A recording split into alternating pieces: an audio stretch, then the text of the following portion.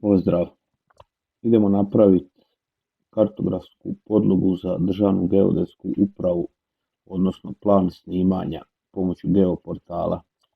Evo, uzet ćemo područje općine Lovinac, onaj dio koji nas zanima, ugasit ćemo čestice i ono nepotrebno.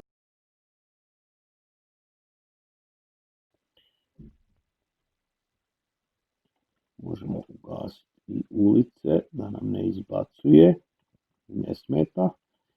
I sad ćemo ići raditi poligon.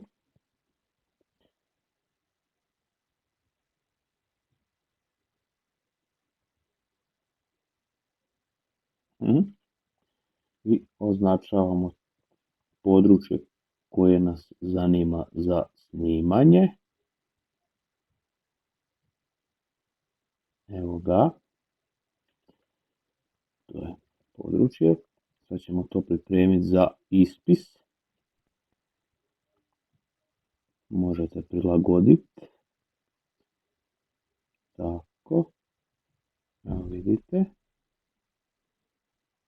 Obavezno koordinatnu mrežu moramo ubaciti.